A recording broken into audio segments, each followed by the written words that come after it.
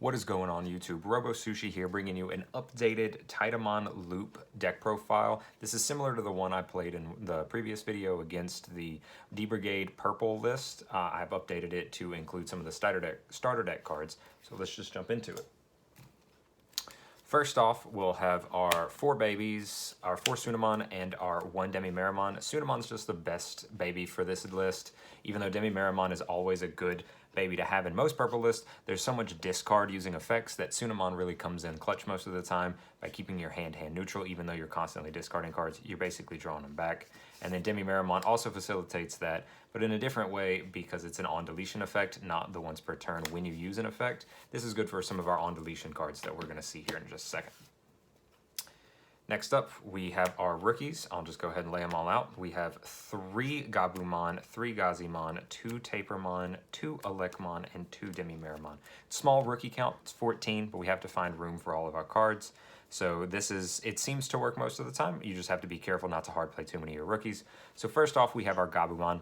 When attacking, inheritable. When attacking, draw 1, then trash 1. This helps fill our trash for our combos later on in the match, and then it also facilitates things like our Titamon to pair up pretty well so that we can constantly have our draw engine. Just works really well with the deck. Next up, we have our Gazimon. Gazimon is, of course, going to be incredibly important in the coming meta. We have the starter decks now. If you're going to play in the regionals, this is recorded on 12/15, so this deck, or the memory boosts are not legal because the starter decks are not officially out for those. Well, they are out, but they're just not legal. So, but even still, against things like security control who may want to use stuff like memory boost, Gazimon is really important and will be important going forward because this helps shut down things like the memory boosts and like some other card effects that facilitate memory gain to help extend plays. So 3 Gazimon.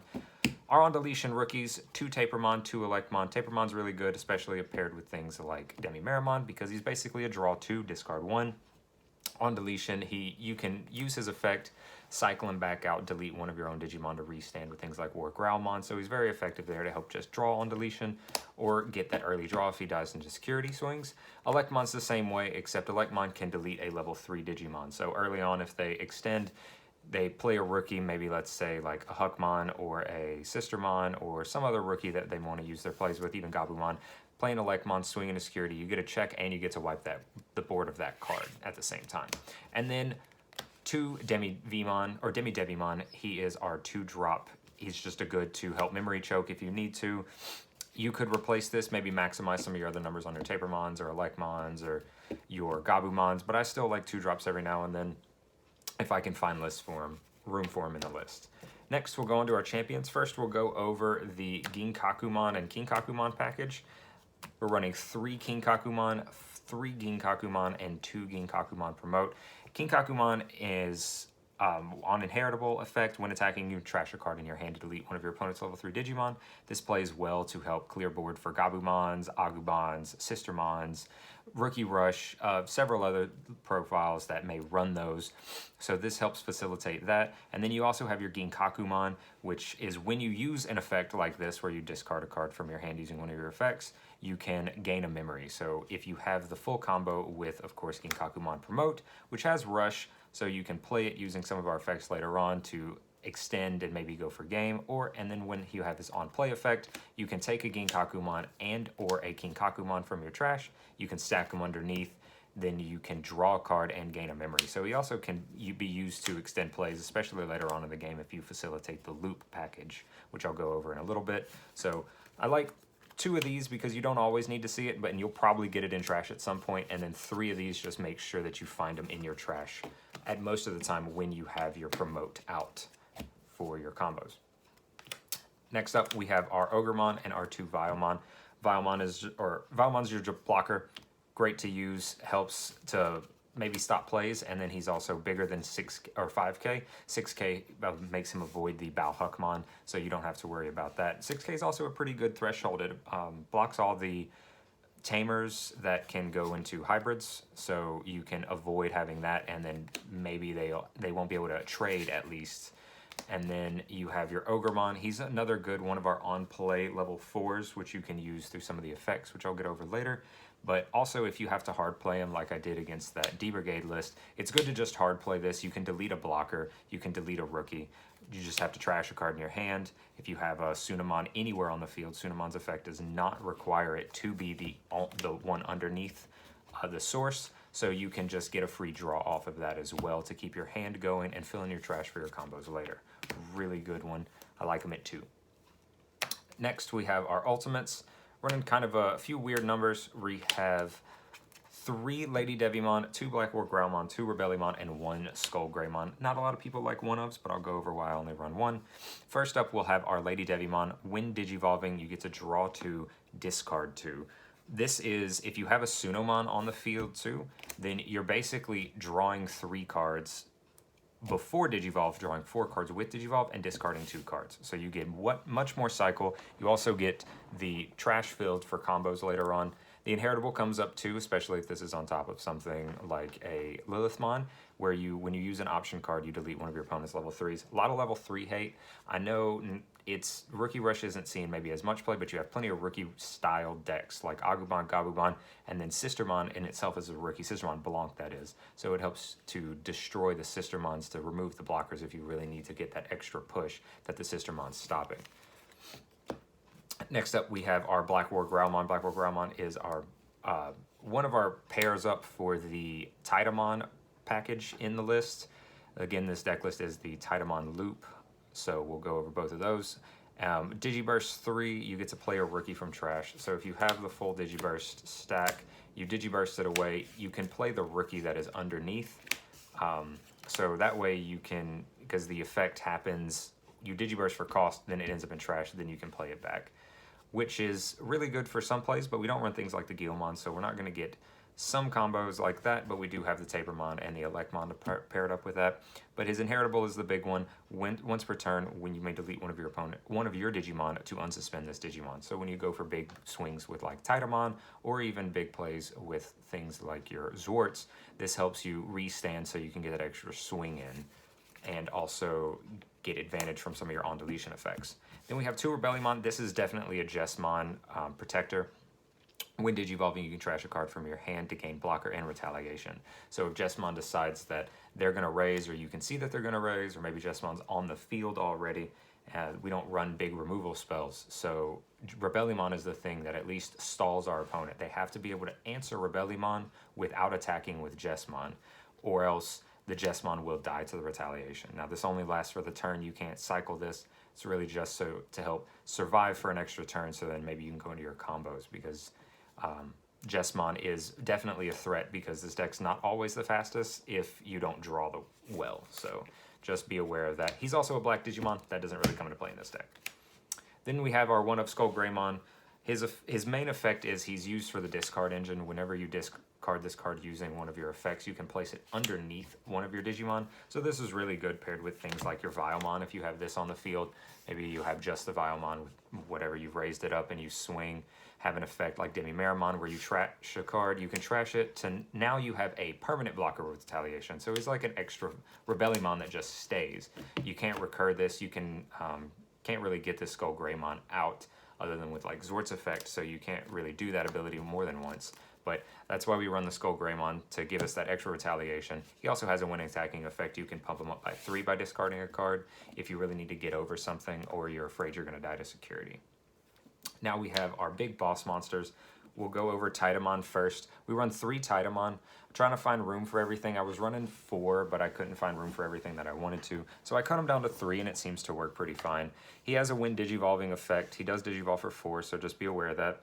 When you trash a card, you can trash a card from your hand to play a level 4 lower Digimon from the trash without paying its cost. This does activate on play effects. So our things like the Ginkakumon effect works, Ginkakumon promote I should say, and then things like our Ogremon, if you want to bring that back out, maybe pop a blocker, because Ogremon does pop a level 4 or lower. And then we also have our other effect, your turn once per turn. When you trash a card from your hand using one of your effects, he pumps himself by 2k and then also gets security attack +1. Very good, especially if you have him, like I said earlier, underneath the Black War Growlmon. You can discard on Evo as long as you have the memory and it's still your turn. This activates on any other effect, so if you have any other effect that also does that, he will get the buff and the security attack. If you have, say, another Digimon on field. You swing, restand, you're swinging 2 checks at 14, that then you can then swing again. So really powerful combo. Definitely, I wouldn't advise to solely focus on one thing. Of course, this has both.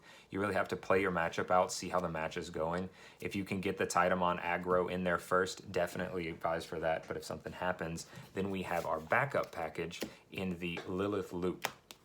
A lot of people know about Lilith Loop. You're basically trying to gain a bunch of memory at one turn so you can use things like Fuse into the Mega Digimon for free with a bunch of memory so that you can go into Zwart for free and then combo off and using Zwart's effect to get this back and then keep your combos going, play another Zwart, make a big unbreakable board to hopefully stop your opponent from being able to win that the next turn or wipe their board with some of your effects. So what's Lilithmon do? When Digivolving, if you have 10 or more cards in trash, very easy to do in this deck, you can return 2 purple options from your trash to your hand. We'll show you the purple options that we have, but definitely Jack Raid's the one you're going for because when you use an option card, you can gain 2 memory. This is any option card. It doesn't have to be purple. That kind of comes into play every now and then, but it's good to know that way your Jack Raids and your Mega Digimon fusions gain you more memory. The Jack Raid will gain you however many trash you have times 2 or for every 10 you have, and then you'll get the 2 off of Lilithmon's effect. And then Mega Digimon Fusion normally wouldn't gain you memory, but it does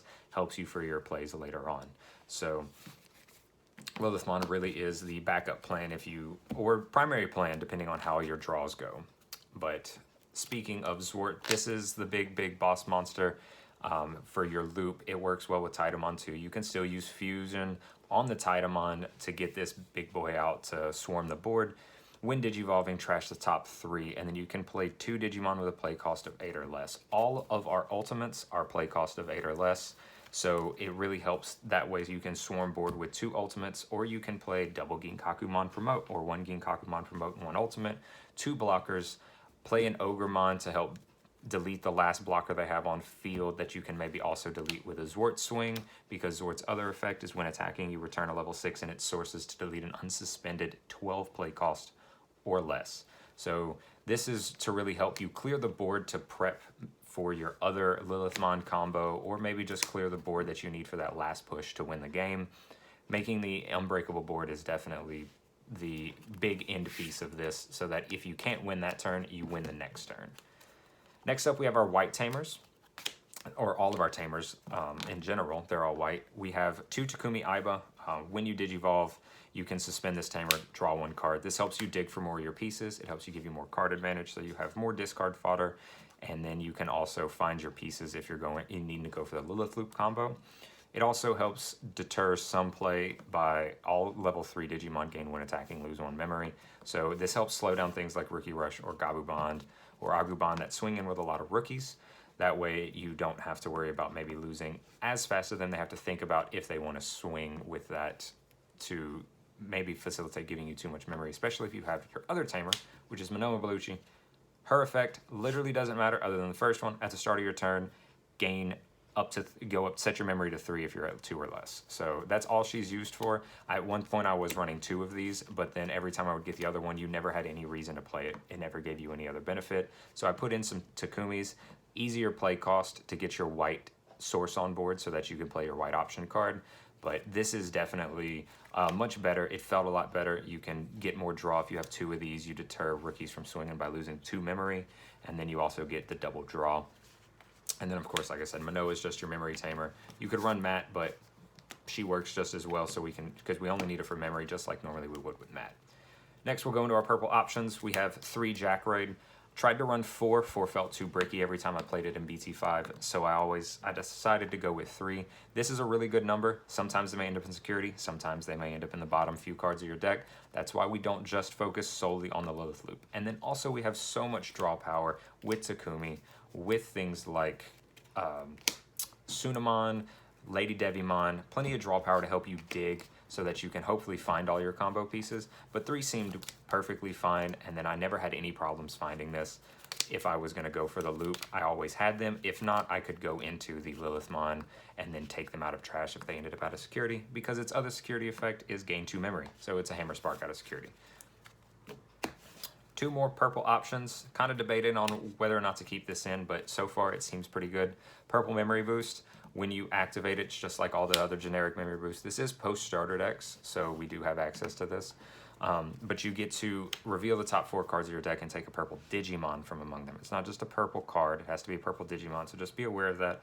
Don't always just blindly play this if you're missing pieces, because if you're thinking you might have to go into the Lilithmon combo, then you don't want to tuck all your Jack Raids and all of your Zorts and white options and cards in general to the bottom of the deck, because then you've run out of that and you have to try to cycle back into that, which the games in this format go pretty quickly, so it's hard to get that far unless you're able to keep your opponent at bay somehow. So, and then, you know, delay, pop it, gain 2 memory. This is really good though if you have a Lilithmon on field and you haven't activated her effects yet. You can play this and then play it basically for 1 to get the cycle. So it really does help make it a little bit cheaper. And then last but not least, we have our Mega Digimon Fusion. Fuse into the Ultimate Digimon, whatever you want.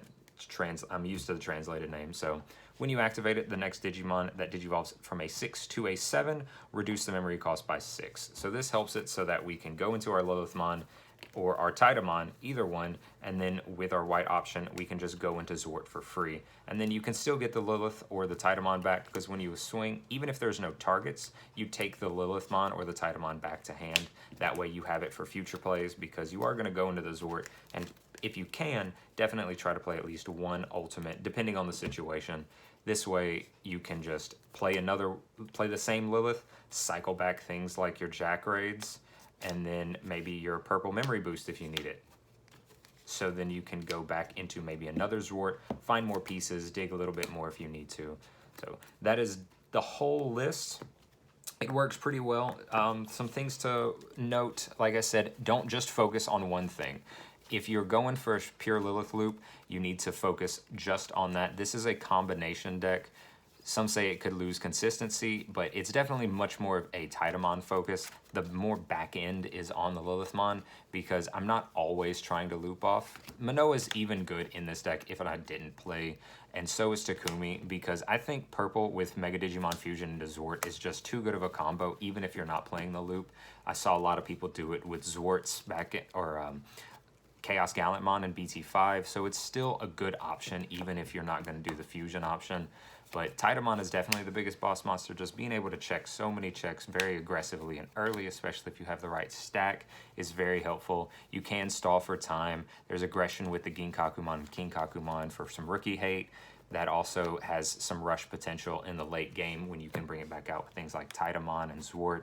It's just a really explosive deck, and then sometimes you brick, sometimes you don't get what you need. You can just go into the Lilithmon combo. So just be wary of that. Make sure you don't focus solely on one tactic. Adapt to the game. This format's pretty fast, so if you're going to play a much faster match, you might want to try to dig for your Titamon pieces a little bit harder and not focus just on the Zwart, because Gabu Bond is a thing. He can come out and he can swing 3 times with the right stack. So just be aware of that. But thank you guys for watching the lists. Deck profile, we're going to have more gameplay coming up, hopefully soon, with some more deck profiles. If you have any other lists that you guys want to see, I have pretty much all the cards. I have a few decks built. I'll try to show some more off with some gameplay videos. But until next time, guys, have a good one.